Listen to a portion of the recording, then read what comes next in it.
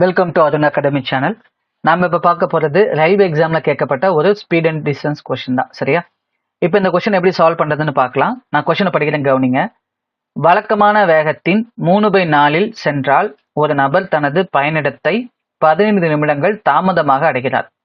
வழக்கமான பயணிடத்தை அடைய எத்தனை நிமிடங்கள் ஆகும்? சரியா? அதாவது ஒருத்தர் ஒரு பிளேஸுக்கு எப்பயும் போற வேகத்துல 4ல் 3 பங்கு. சரியா? எப்பயுமே இந்த மாதிரி ஃபிராக்ஷன்ல சொல்றாங்க அப்படின்னா இந்த 4 பங்கு யூஷுவல் ஸ்பீடா வச்சுக்கணும். சரியா? இப்ப 3 பங்கு வந்து பாத்தீங்கன்னா கரண்டா அவர் போற ஸ்பீடா வச்சுக்கணும். எப்பயும் டெனாமினேட்டர் வேல்யூ இருக்கு இல்லைங்களா, இதை வந்துட்டு யூஷுவல் ஸ்பீடா வச்சுக்கணும். மேல இருக்கிறது வந்துட்டு இப்ப ஒரு தற்போது போகக்கூடிய வேகமா எடுத்துக்கணும். சரியா? நான் இப்ப சொல்ல போற கான்செப்ட் நல்லா அண்டர்ஸ்டாண்ட் பண்ணிக்கோங்க. இந்த கான்செப்ட் உங்களுக்கு நல்லா கிளியரா புரிஞ்சா மட்டும்தான் இந்த மாதிரியான கொஸ்டின்லாம் எக்ஸாம்ல கேட்கறாங்க அப்படின்னா உங்களால ஒரு 20 செகண்ட்ஸ்க்குள்ள ஆன்சர் பண்ண முடியும். சரியா? கவனிங்க. எப்பயுமே தூரம் நிலையானதா இருந்துச்சு அப்படின்னா நம்ம ஸ்பீட் இன்வெஸ்ட் பண்ண டைம் இன்வெஸ்ட் பண்ண ஸ்பீடு. சரியா? அதாவது ஸ்பீடோட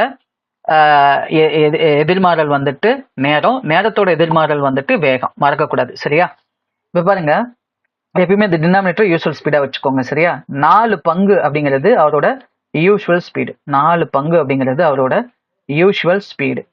அதுவே கரண்ட் ஸ்பீடு என்ன அப்படின்னு பாத்தீங்கன்னா 3 பங்கு தான் போறாரு. சரியா? இப்ப இதை அப்படியே மாத்தி எழுதுனீங்கன்னு வச்சுக்கோங்களேன், நமக்கு டைம் கிடைச்சிடும். டைம் 3 பங்கு, இது 4 பங்கு. சரியா? அதாவது 4 பங்கு வேகத்துல போகும்போது 3 பங்கு நேரம் எடுத்துக்கிறாரு.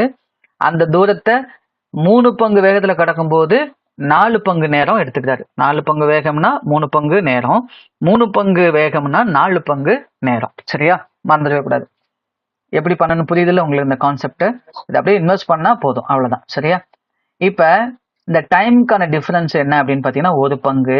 அப்ப இந்த 1 பங்கு தான் அவங்க என்னன்னு சொல்லியிருக்காங்க அப்படின்னா 15 மினிட்ஸ் அப்படின்னு சொல்லியிருக்காங்க. அப்ப 1 பங்குங்கிறது 15 மினிட்ஸ். அப்ப யூஸ்வலா போக வேண்டிய டைம் 3 பங்கா. அப்ப 1 பங்கு பாஞ்சுனா 3 பங்கு என்னன்னு கண்டுபிடிச்சிங்கன்னா 45 மினிட்ஸ். அவ்வளவுதாங்க. இது மனக்கணக்கிலேயே உங்களால போட முடியும். சரிங்களா? இந்த கான்செப்ட் மட்டும் கிளியரா தெரிஞ்சா போதும். முடிஞ்ச அளவுக்கு இந்த கொஸ்டினை மனக்கணக்கிலேயே உங்களால போட முடியும் வித்தின் 15 செகண்ட்ஸ்க்குள்ள. சரியா? அப்ப இந்த கொஸ்டினுக்கான ஆன்சர் 45 செகண்ட்ஸ். சரியா?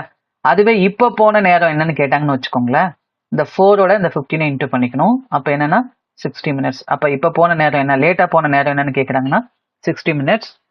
ஒரிஜினலா யூஸ்வலா அவர் போக வேண்டிய நேரம் என்னன்னு கேட்டாங்கன்னா 45 மினிட்ஸ். அப்ப இந்த கொஸ்டினுக்கான நேரம் என்னன்னு பாருங்க.